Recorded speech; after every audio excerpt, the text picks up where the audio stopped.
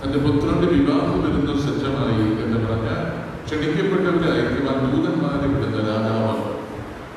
ദൂതന്മാരെ ചിലർ ക്ഷണം സ്വീകരിച്ചു, ചിലർ തിരസ്കരിച്ചു, ചിലര് ഈ ദൂതന്മാരെ കൊന്നുകളഞ്ഞു.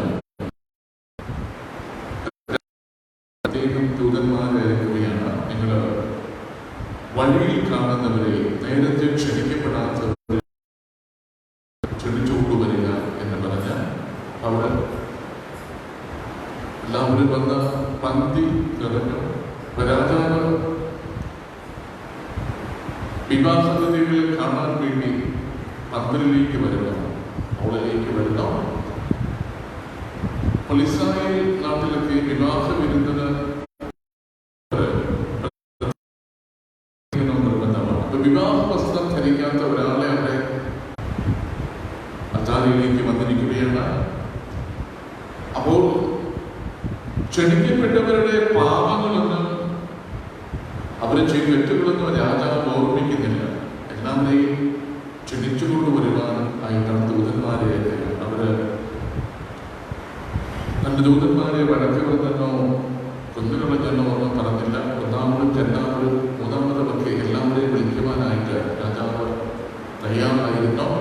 പക്ഷേ വരുന്നവര് സ്വയമേ യോഗ്യതയില്ലാത്തവരായി പോയി, വിവാഹ വിരുന്ന് അനുഭവിക്കുവാൻ യോഗ്യതയില്ലാത്തവരായി പോയി. ഇപ്പൊ നമ്മൾ ഈ കർത്താവിന്റെ ഏറ്റവും വലിയ വിരുന്ന്, വിശുദ്ധ കുർബാന എന്ന വിരുന്നിന് ക്ഷണിക്കപ്പെടുക. നമ്മൾ അയോഗ്യരാണ് എങ്കിലും കർത്താവിന്റെ കരുണയിലാണ് നമ്മൾ ആശ്രയിക്കുക. നമ്മളെ അയോഗ്യതകളോ യോഗ്യതകളോ അല്ല, കർത്താവിന്റെ കരുണയിൽ. അവിടുന്ന് നീതിമാനെയും നീതിരഹിതനെയും പാപിയെയും നീതിമാനെയും കൊള്ളാവുന്നവരെയും കൊള്ളരുതാത്തവരുടെയും മേൽ സൂര്യനെ ഉദിപ്പിക്കുകയും മഴ പെയ്യുകയും ചെയ്യുന്നു. അല്ലെ? എല്ലാവരോടും ഒരുപോലെയാണ് ദൈവം പെരുമാറുന്നത്. അപ്പൊ നമ്മൾ വിനയത്തോടുകൂടി ഇണങ്ങിയോടുകൂടി കർത്താവിന്റെ കോവിഡാണെങ്കിലും നമ്മൾ ഈ കോവിഡ് കാരണം പള്ളി അടച്ചപ്പോഴൊക്കെ വാട്സപ്പിലൂടെ ചില സത്യവിശ്വാസങ്ങൾ പറയുക, ചേട്ടാണച്ചോ പള്ളി തുറക്കുക, എന്താണ് കുർബാന കൂടുവാൻ സാധിക്കുക, എന്താണ് കുർബാന സ്വീകരിക്കുവാൻ സാധിക്കും. 6 മാസമായിട്ട് കുർബാന സ്വീകരിച്ചിട്ടില്ല. അപ്പോൾ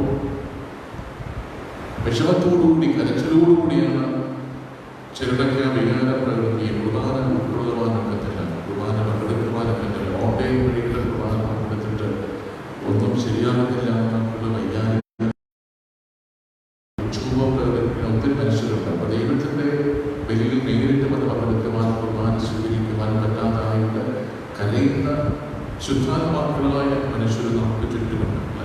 ലോകത്തെ നമ്മളെ കൂടാതെ നമ്മൾ ഇത്രയും പേര് കർത്താവിന്റെ ബലിയിൽ പങ്കെടുത്തിരിക്കുന്നു. അപ്പൊ കർത്താവ് നമ്മളെല്ലാവരെയും വിളിച്ചിരിക്കുന്നു. അപ്പൊ നമ്മുടെ യോഗ്യതകളോ അയോഗ്യതകളോ അല്ല, കർത്താവിന്റെ കരുണയിലാണ് നമ്മൾ നേടുന്നത്. ദൈവം കരുണവനാണ്, സ്നേഹമുള്ളവനാണ്, പാപങ്ങൾ എഴുതി സൂക്ഷിക്കുന്നവനല്ല. അപ്പൊ ദൈവം ആഗ്രഹിക്കുന്ന വിശുദ്ധിയോടുകൂടി ബലിവേദിയെ സമീപിക്കുവാൻ കർത്താവ് നമ്മളെല്ലാവരെയും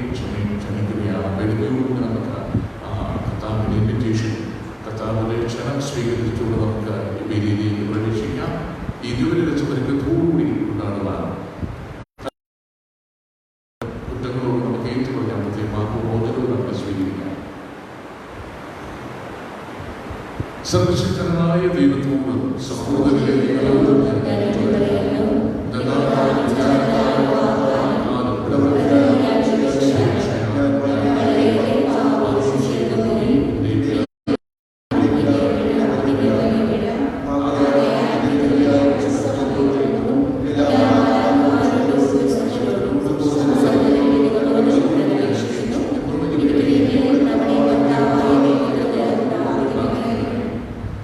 സർവശക്തനായ ദൈവം കരുണ നമ്മുടെ പാപങ്ങൾ പുറത്ത് നമ്മെ നിത്യജീവിതത്തിലേക്ക് നയിക്കുമാറാകട്ടെ.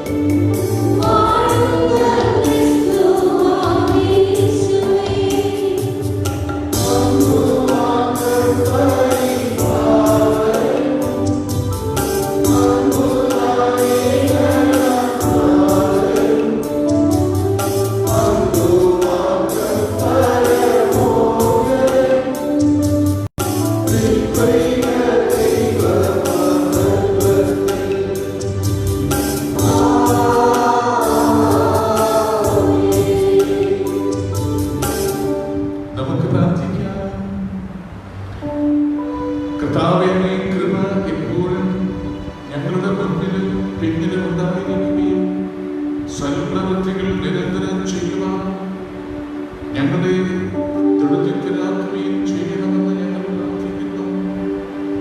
അങ്ങയോടുകൂടെ പരിശുദ്ധാത്മാവുമായുള്ള ഐക്യത്തിലെന്നും ദൈവമായി ജീവിച്ചു വാഴുന്ന ഞങ്ങളുടെ കർത്താവും അങ്ങയുടെ പുത്രനുമായ യേശുക്രിസ്തു വഴി ഞങ്ങൾ സമർപ്പിക്കുന്ന പ്രാർത്ഥന കേട്ടരുളേണമേ.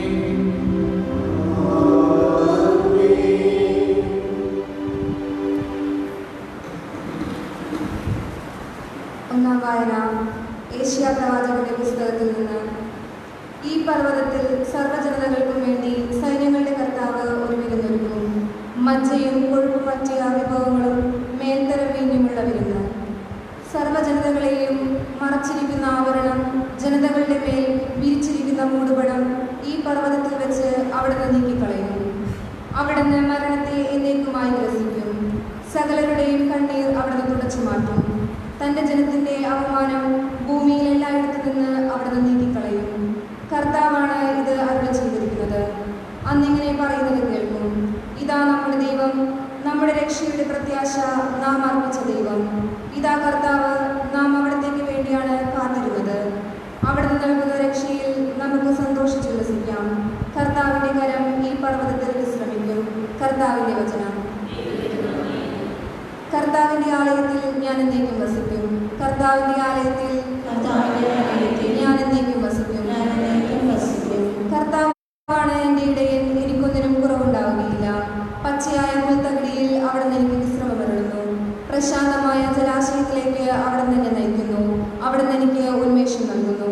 കർത്താവിൻ്റെ ആലയത്തിൽ ഞാൻ എന്നേക്കും വസിക്കും. തൻ്റെ നാമത്തെ പ്രതി നീതിയുടെ പാതയിൽ എന്നെ നയിക്കുന്നു. മരണത്തിൻ്റെ നിഴൽ വീണ താഴ്വരയിലൂടെയാണ് ഞാൻ നടക്കുന്നതെങ്കിലും അവിടുന്ന് കൂടെയുള്ളതിനാൽ ഞാൻ ഭയപ്പെടുകയില്ല. അങ്ങയുടെ ഊന്നുവടിയും ദണ്ഡും എനിക്ക് ഉറപ്പേകുന്നു. കർത്താവിൻ്റെ ആലയത്തിൽ ഞാൻ എന്നേക്കും വസിക്കും. എൻ്റെ ശത്രുക്കളുടെ മുൻപിൽ അവിടുന്ന് എനിക്ക് വിരുന്നൊരുക്കുന്നു. എൻ്റെ ശിരസ് തൈലം കൊണ്ട് അഭിഷേകം ചെയ്യുന്നു. എൻ്റെ പാനപാത്രം കവിഞ്ഞൊഴുകുന്നു. കർത്താവിൻ്റെ ആലയത്തിൽ ഞാൻ എന്നേക്കും വസിക്കും. അവിടുത്തെ നന്മയും കരുണയും ജീവിതകാലം മുഴുവൻ എന്നെ അനുഗമിക്കും. കർത്താവിൻ്റെ ആലയത്തിൽ ഞാൻ എന്നേക്കും വസിക്കും. കർത്താവിൻ്റെ ആലയത്തിൽ ഞാൻ എന്നേക്കും വസിക്കും. രണ്ടാം വായന വിശുദ്ധ പൗലോസ് അപ്പോസ്തലൻ ഫിലിപ്പിയർക്ക് എഴുതിയ ലേഖനത്തിൽ നിന്ന്. സഹോദരരെ, താഴ്ന്ന നിലയിൽ ജീവിക്കാൻ എനിക്കറിയാം. സമൃദ്ധിയിൽ ജീവിക്കാനും ഏത് സാഹചര്യത്തിലും കഴിയാനും എനിക്ക് പരിശീലനം ലഭിച്ചിട്ടുണ്ട്. അതേ, സുഭിക്ഷത്തിലും ദുർഭിക്ഷത്തിലും സമൃദ്ധിയിലും ദാരിദ്ര്യത്തിലുമെല്ലാം എന്നെ ശക്തനാകുന്നവനിലൂടെ എല്ലാം ചെയ്യാൻ എനിക്ക് സാധിക്കും. എങ്കിലും എൻ്റെ ഞെരുക്കങ്ങളിൽ സൗമനസ്യത്തോടെ നിങ്ങൾ പങ്കുചേർന്നു.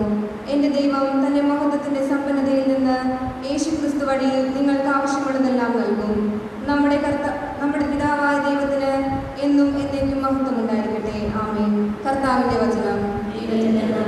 Hallelujah, hallelujah.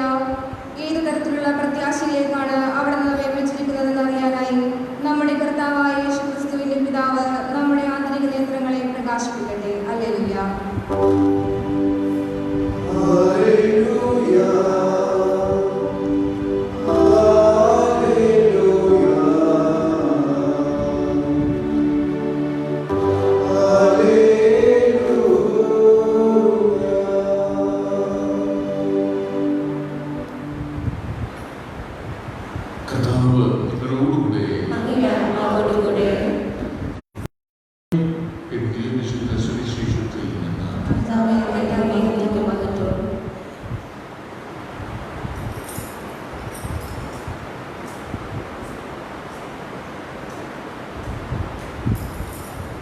അക്കാലത്തെ യേശു പ്രധാന പുരോഹിതന്മാരോടും ജനപ്രവാദികളോടും ഉപമകൾ വഴി സംസാരിച്ചു. സ്വർഗരാജ്യം തന്റെ പുത്രന് വേണ്ടി വിവാഹ വിരുന്നൊരുക്കിയ രാജാവിന് സദൃശ്യം. വിവാഹ വിരുന്നിന് ക്ഷണിക്കപ്പെട്ടവരെ വിളിക്കുവാൻ അവൻ ഭൃത്യന്മാരെ അയച്ചു. എന്നാൽ അവരെ വരാൻ വിസമ്മതിച്ചു. വീണ്ടും അവൻ വേറെ ഭൃത്യന്മാരെ അയച്ചു. വിരുന്ന് സജ്ജമായിരിക്കുന്നു. എന്റെ കാളുകളെയും കൊഴുത്ത മൃഗങ്ങളെയും കൊന്ന് എല്ലാം തയ്യാറാക്കി കഴിഞ്ഞു. വിവാഹ വിരുന്നിന് വരിക എന്ന് ക്ഷണിക്കപ്പെട്ടവരോട് ചെന്ന് പറയുക, അത് വകവയ്ക്കാതെ ഒരുവന്റെ വയലിലേക്ക് വേറൊരുവൻ വ്യാപാരത്തിന് പോയി കിടന്നു. മറ്റുള്ളവരെ ആ ഭൃത്യന്മാരെ പിടികൂടി അവരെ അപമാനിക്കുകയും വധിക്കുകയും ചെയ്തു. രാജാവ് ക്രൂധനായി സൈന്യത്തെ അയച്ച കൊലപാതകരെ നശിപ്പിച്ചു. അവരുടെ നഗരം അഗ്നിക്കിരയാക്കി. അനന്തരം അവൻ ഭൃത്യന്മാരോട് പറഞ്ഞു, വിവാഹമിരുന്ന് തയ്യാറായിരിക്കുന്നു, എന്നാൽ ക്ഷണിക്കപ്പെട്ടവര് അയോഗ്യരായിരുന്നു. അതിനാൽ നിങ്ങൾ വഴിക്കവലകളിൽ ചെന്ന് അവിടെ കണ്ടെത്തുന്നവരെയെല്ലാം വിവാഹ വിരുന്നിന് ക്ഷണിക്കുന്നു. ആ ഭൃത്യന്മാരെ നിരത്തുകളിൽ ചെന്ന് ദുഷ്ടരും ശിഷ്ടരും ഉൾപ്പെടെ കണ്ടെത്തുന്നവരെയെല്ലാം വിളിച്ചുകൂട്ടി. അങ്ങനെ വിരുന്നശാല അതിഥികളെ കൊണ്ട് നിറഞ്ഞു. അതിഥികളെ കാണാൻ രാജാവ് എഴുന്നേറ്റപ്പോൾ വിവാഹ വസ്ത്രം ധരിക്കാത്ത ഒരാളെ അവിടെ കണ്ടു. രാജാവ് അവനോട് ചോദിച്ചു, സ്നേഹിത, വിവാഹ വസ്ത്രം ധരിക്കാതെ നീ എവിടെ പ്രവേശിച്ചു? അവൻ മൗനം അവലംബിച്ചു. അപ്പോൾ രാജാവ് പരിചാരകന്മാരോട് പറഞ്ഞു, അവനെ കൈകാലുകൾ കെട്ടി പുറത്തെ അന്ധകാരത്തിലേക്ക് വലിച്ചെറിയുകയായിരിക്കും. എന്നാൽ വിളിക്കപ്പെട്ടവരെ വളരെ, തിരഞ്ഞെടുക്കപ്പെട്ടവരോ ചുരുക്കം. കർത്താവിന്റെ സുവിശേഷം തിരുവചനം നമ്മുടെ വിശ്വാസപ്രമാണ കുർബാന ഓൺലൈനിലൂടെ കൊടുത്തിരിക്കുകയാണ്. നമ്മൾ പ്രാർത്ഥനയെല്ലാം സാവധാനം ശ്രമിച്ചിട്ടുണ്ടാകും. രണ്ട് ദിവസം കറക്റ്റ് വിശ്വാസപ്രമാണ സ്പീഡിൽ ചൊല്ലിയിട്ടുണ്ട്. ഞാൻ വിശ്വസിക്കുന്നു,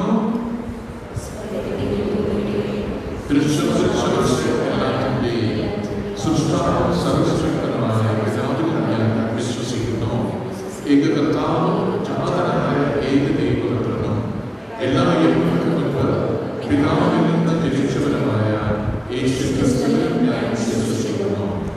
ദൈവത്തിന്റെ ദൈവവും പ്രകാശത്തിന്റെ പ്രകാശവും സത്യദൈവവും സത്യദൈവവും ജനിച്ചവനും സൃഷ്ടിക്കപ്പെടാത്തവനും പിതാവായ സത്യദൈവമായ അവിടുന്ന് സകലവും സൃഷ്ടിക്കപ്പെട്ടു.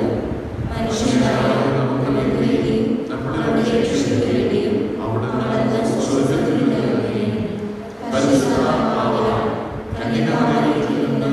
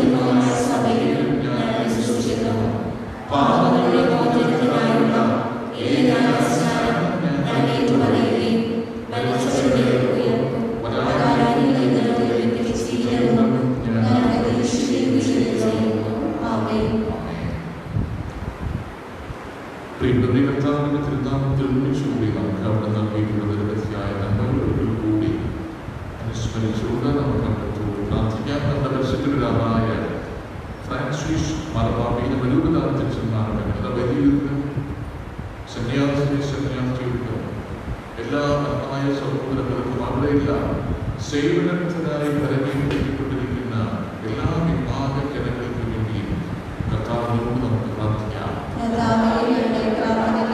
നമ്മുടെ രാജ്യത്തിന്റെ ഭരണാധികാരികൾക്കും നമ്മുടെ സമൂഹ നന്മയ്ക്കായി പ്രത്യേകിച്ച് ആരോഗ്യ വിഭാഗത്തിൽ കൊറോണയെ ശുശ്രൂഷയ്ക്കായി പ്രത്യേകം നിയോഗം ഏർപ്പെട്ടിരിക്കുന്ന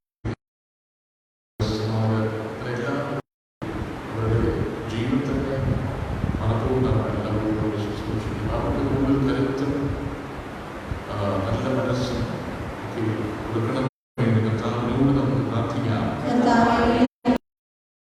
കടയിലും യാത്ര ചെയ്യുന്നവർക്കും ജോലി ചെയ്യുന്നവർക്കും തടവുകാർക്കും കാരാഗ്രഹത്തിൽ പ്രത്യേകിച്ച് നമ്മുടെ ഈ ദിവസങ്ങളിൽ ഒരു അച്ഛനെയാണ് സ്റ്റഫൻ സ്വാമി എന്ന് പറയുന്ന ഒരു ഈശോ സഭാ വൈദികനെ NIA റാഞ്ചിയിൽ നിന്ന് അറസ്റ്റ് ചെയ്തു.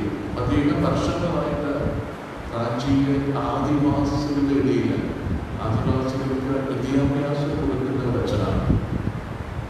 അപ്പോൾ ഗോത്രവർഗ്ഗക്കാരെ പഠിപ്പിക്കുന്നത് വടക്കേ ഇന്ത്യയിലെ ബ്രാഹ്മണ സമൂഹത്തിന് ഇഷ്ടമല്ല എന്നുള്ളത് പണ്ടേ അറിയാവുന്ന കാര്യമാണ്.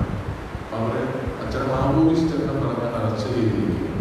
ജാമ്യമില്ലാതെ 88 വയസ്സുകാരനായ അദ്ദേഹം 14 വർഷമായിട്ട് ഗോത്രവർഗ്ഗക്കാരുടെയും തെറ്റിദ്ധാരണയിൽ അങ്ങനെ സർക്കാരിനെതിരെ എന്തെങ്കിലും പറഞ്ഞാൽ തന്നെ UAPA എന്നുള്ള പറഞ്ഞ രാജ്യത്തിലൊക്കെ കുറിച്ച് വ്യക്തിയാണ് അറസ്റ്റ് ചെയ്ത് ജാമ്യമില്ലാതെ യുവാക്കളുടെ യുക്തികളൊക്കെ അതിനെതിരായിട്ട് അവർ കഴിഞ്ഞ ദിവസം അവർ പ്രതിഷേധിച്ചിരിക്കുന്നു. അത്ര മാധ്യമങ്ങളുടെ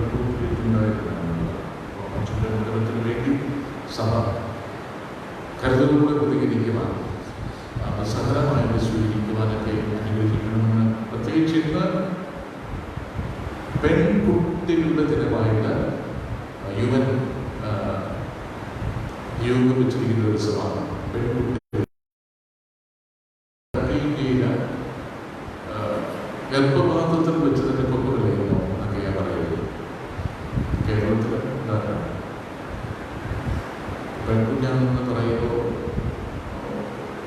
ജനിക്കുന്നതിന് മുമ്പ് തന്നെ അവഗണനയാണ് പെൺകുട്ടികൾക്ക് ലഭിക്കുന്നത്. അപ്പോൾ പെൺകുട്ടികളുടെ വസ്തുക്കളായിട്ട് സമൂഹം മനുഷ്യനിലൂടെ കാണുന്നതാണ്. പെൺകുഞ്ഞുങ്ങൾ ദൈവാനുഗ്രഹമാണ്.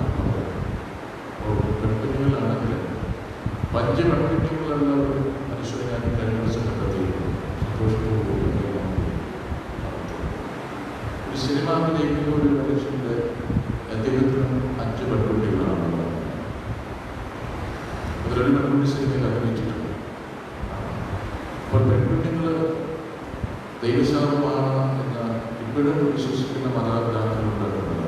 അപ്പോൾ പെൺകുഞ്ഞുങ്ങൾ എല്ലാ മക്കളും ആണോ പെണ്ണ എന്ന വ്യത്യാസമില്ലാതെ ആണെങ്കിലും പെണ്ണിനെ ഒരുപോലെ വളർത്തി പെണ്ണ് പ്രത്യേകിച്ചാണ് പ്രത്യേകിച്ചെന്ന് സ്കൂളുകളൊക്കെ ഉണ്ട്. അതൊക്കെ തെറ്റിച്ച് ആണ് എല്ലാവരും ഇവരുടെയും വിദ്യാഭ്യാസം എടുക്കുകയും ചെയ്യുന്നത്. പ്രത്യേകിച്ച് വീട്ടിൽ തന്നെ തപ്പൻ്റെ ഇത് അമ്മയുടെ പഠനം പറഞ്ഞ് അപ്പൻ്റെ പോലെ അമ്മയുടെ പഠനം വേർതിരിവ് പാടില്ല എന്നുള്ളതാണ്. ഞങ്ങൾ സ്നേഹത്തോടുകൂടി അവർ മക്കളായിട്ട് ഞങ്ങൾ വളർത്തുവാനൊക്കെ വിദ്യാഭ്യാസം എടുക്കുന്നതാണ്.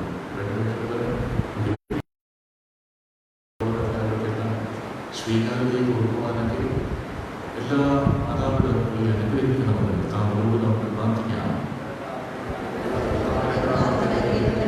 വ്യക്തിപരമായിട്ടുള്ള ദൈവങ്ങൾ കുടുംബത്തിൻ്റെ സമൂഹത്തിൻ്റെ സഭയുടെ എല്ലാ ആവശ്യങ്ങളും നമുക്ക് പരിഹരിക്കും. താങ്കളുടെ സന്ദർശനം സമർപ്പിക്കാം. കർത്താവ് യാചിക്കുന്ന സഭയുടെ പ്രാർത്ഥനകൾ തന്നെ സന്നിധിയിൽ പ്രീതികരമായി ഭവിക്കട്ടെ. അങ്ങനെ ഞങ്ങളുടെ യോഗ്യതകളാൽ യാചിക്കുവാൻ ധൈര്യപ്പെടാതെ തന്നെ കാരുണ്യത്താൽ ഞങ്ങൾക്ക് ലഭിക്കുവാനാകണമേ. ഞങ്ങളുടെ പിതാവായ ക്രിസ്തു വഴി സമർപ്പിക്കുന്ന പ്രാർത്ഥന കേട്ടുകൊള്ളണമേ.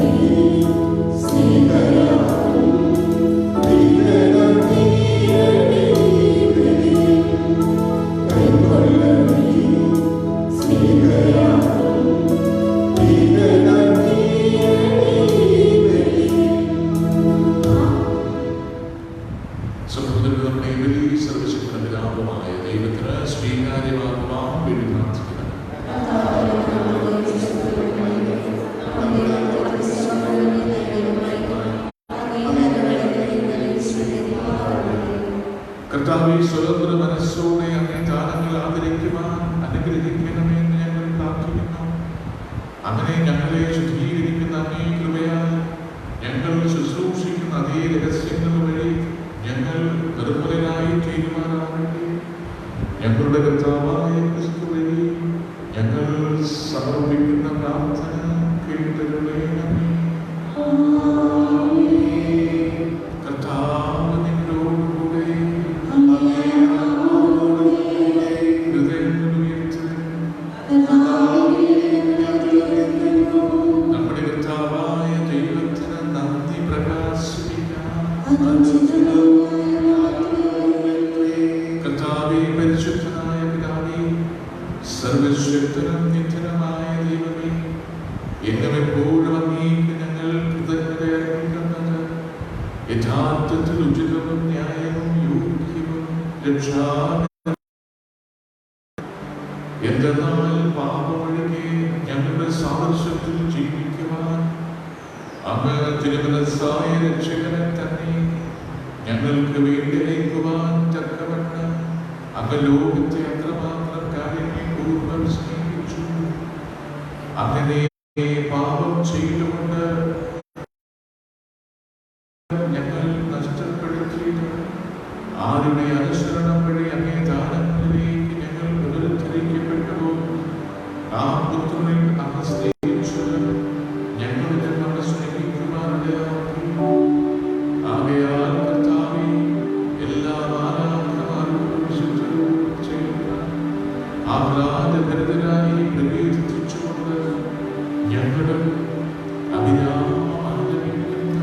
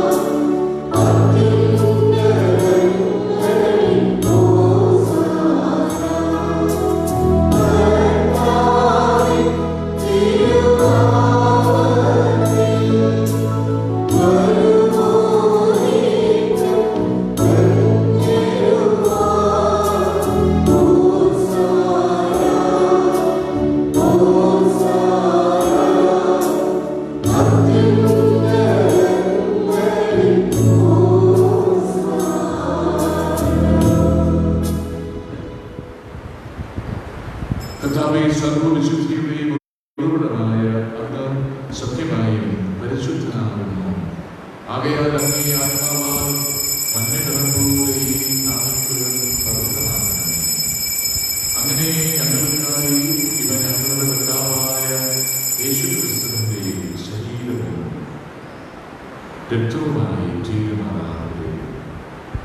അവിടുന്ന് ഒറ്റക്കൊടുക്കപ്പെട്ട് സ്വമനസാലെ പീഡകൾ സഹിച്ചപ്പോൾ അപ്പമെടുത്ത് കൃതജ്ഞത പ്രകാശിപ്പിച്ച് മുറിച്ച് തൻ്റെ ശിഷ്യന്മാർക്ക് കൊടുത്തുകൊണ്ട് അരുളി ചെയ്തു, എല്ലാവരും ഇതിൽ നിന്ന് വാങ്ങി ഭക്ഷിക്കണം. എന്തെന്നാൽ ഇത് നിങ്ങൾക്ക് വേണ്ടി അർപ്പിക്കാതിരിക്കുന്ന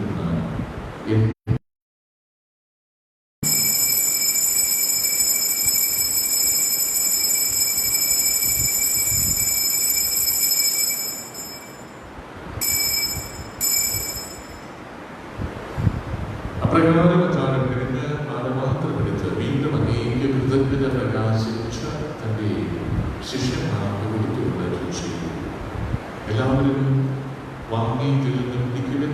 എന്തെന്നാൽ ഇത് നിങ്ങൾക്ക് വേണ്ടിയും അനേകർക്ക് വേണ്ടിയും പാപമോചനത്തിനായി ചിന്തപ്പെടാനിരിക്കുന്ന എൻ്റെ രക്തത്തിൻ്റെ നവീനവും സനാതനവുമായ ഉടമ്പടിയുടെ ആരമാത്രമാകുന്നു. ഇത് നിങ്ങൾ എൻ്റെ ഓർമ്മയ്ക്കായി ചെയ്യണം.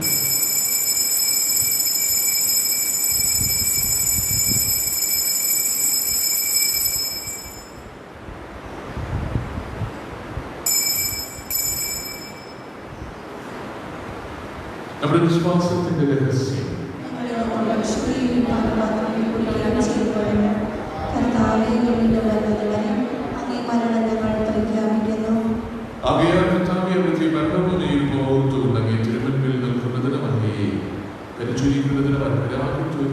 ഞങ്ങൾ നന്ദി പറഞ്ഞുകൊണ്ട് ജീവന്റെ അപ്പവും രക്ഷയുടെ പാനപാത്രവും ഞങ്ങൾ അംഗീകരിക്കുന്നു. ക്രിസ്തുവിന്റെ ശരീരത്തിലും രക്തത്തിലും പങ്കുചേരുന്ന ഞങ്ങളെ പരിശുദ്ധാത്മാവിൽ നന്നായി ചേർക്കണമെന്ന പ്രാർത്ഥനയോട് ഞങ്ങൾ അപേക്ഷിക്കുന്നു. കർത്താവേ, ലോകമെങ്ങും വ്യാപിച്ചു കിടക്കുന്ന ഈ സഭയെ ഓർക്കണമേ. ഞങ്ങളുടെ പരിശുദ്ധ പിതാവ് ഫ്രാൻസിസ് മാർപ്പാപ്പയോടും ഞങ്ങളുടെ ഇവിടെ അധ്യക്ഷനായ ജെയിംസ് മെത്രാനോടും വൈദിക ഗണത്തോടും സഭയെ അങ്ങ് സ്നേഹത്തിന്റെ പൂർണ്ണതയിൽ എത്തിക്കണമേ. ഉയർപ്പിന്റെ പ്രത്യാശയോടെ എതിർകൊള്ളുന്ന ഞങ്ങളുടെ സഹോദരങ്ങളെ അങ്ങേ കാരുണ്യത്തിൽ മരണമടഞ്ഞ സകലരെയും ഓർക്കുകയും അങ്ങേ മുഖത്തിന്റെ പ്രകാശത്തിലേക്ക് അവരെ സ്വീകരിക്കുകയും ചെയ്യണമേ. ഞങ്ങളെല്ലാവരിലും കനിയണമെന്ന് ഞങ്ങൾ പ്രാർത്ഥിക്കുന്നു. അങ്ങനെ ദൈവമാതാവായ പരിശുദ്ധത്തോടും ആ കന്യകയുടെ ഭർത്താവായ യേശുവിനോടും അനുഗ്രഹീതരായ പുരുഷന്മാരോടും കാലാകാലങ്ങളിൽ അങ്ങയെ പ്രസാദിച്ച സകലശത്രുവുമൊത്ത് നിത്യജീവനിൽ പങ്കുചേരാൻ ഞങ്ങളെ അർഹരാക്കുകയും അങ്ങേ പുത്രനായ യേശുക്രിസ്തുവിനെ ഞങ്ങൾ അങ്ങയെ സ്തുതിക്കുകയും മഹത്വപ്പെടുത്തുകയും ചെയ്യുമാറാകട്ടെ. ക്രിസ്തുവിലൂടെ ക്രിസ്തുവിനോടുകൂടെ ക്രിസ്തുവിൽ തന്നെ സർവശക്തനായ ദൈവവും പിതാവുമായ അങ്ങേക്ക് പരിശുദ്ധാത്മാവുമായ ഐക്യത്തിൽ എല്ലാ ബന്ധനെയും മഹത്വവും രക്ഷാകരമായ കൽപ്പനകളാൽ പൂരിതരായി ദിവ്യോപദേശത്താൽ രൂപവൽകൃതരായി നമ്മുടെ സർവസ്വനായ പിതാവിനോട് പ്രാർത്ഥിക്കാം.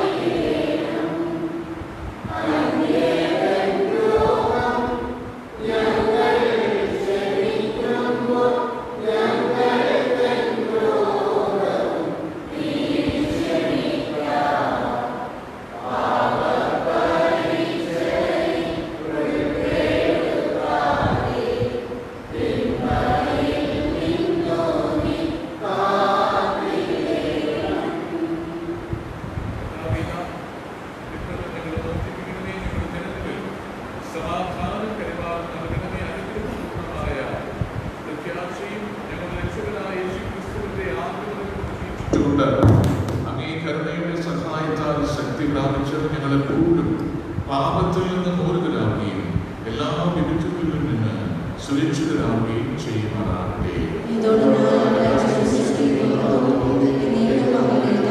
സമാധാനം ഞാൻ നിങ്ങൾക്ക് നൽകുന്നു, എന്റെ സമാധാനം നിങ്ങൾക്ക് ഞാൻ തരുന്നു എന്നാണ് അപ്പോസ്തലന്മാരോട് അരുളി ചെയ്ത കർത്താവ്.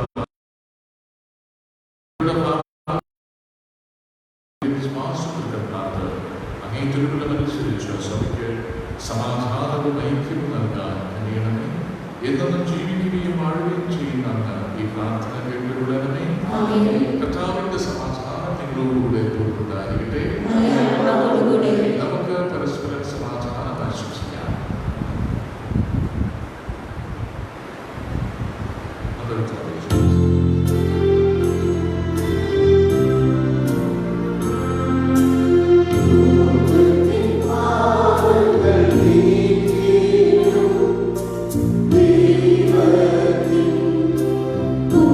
Yeah.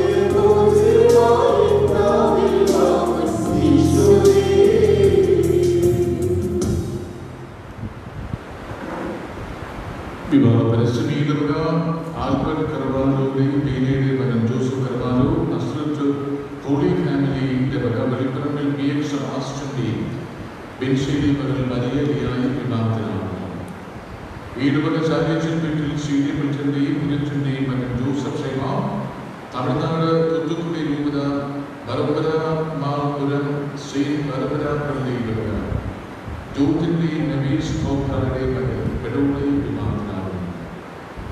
വരാപ്പുഴ തിരുവത വടതര ശ്രീ ആന്റണീസ് ഇടവക ചേന്നോത്ത് തോമസിന്റെയും കൊറ്റൂർ ത്രേസ്യ ഫെലീസായുടെയും മകൻ നിജിൻ തോമസ് ഈടവക പുരുഷങ്കർ വർഗീസിന്റെയും ദാദു വർഗീസിന്റെയും മകൻ റെനി വർഗീസ് വിവാഹത്തിലാകുന്നു.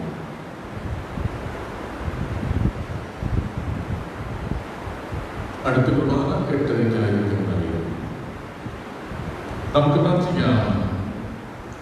കർത്താവേ, അങ്ങേ മഹിമയ്ക്കായി ഞങ്ങൾ കേരളപേക്ഷിക്കുന്നു. ഏറ്റവും പരിശുദ്ധ ശരീരത്തിന്റെയും രക്തത്തിന്റെയും ഭൂതനത്താൽ അങ്ങ് ഞങ്ങളെ പരിപോഷിപ്പിക്കുന്നത് പോലെ ദിവ്യ പ്രകൃതിയിൽ ഞങ്ങളെ പങ്കാളികളാക്കുകയും ചെയ്യണമേ. ഞങ്ങളുടെ കർത്താവായ ക്രിസ്തുവിനെ ഞങ്ങൾ സമർപ്പിക്കുന്ന പ്രാർത്ഥന കേട്ടുകൊള്ളണമേ. കർത്താവ് നിങ്ങളോടുകൂടെ. സർവശക്തനായ ദൈവം പിതാവും പുത്രനും പരിശുദ്ധാത്മാവും ഞങ്ങൾ സമൃദ്ധമായി അനുഗ്രഹിക്കട്ടെ. കർത്താവിന്റെ സമാധാനത്തിൽ പോവുക. ദിവ്യബലി സമാപിച്ചു. പരിശുദ്ധ പരമ ദിവ്യകാരുണ്യ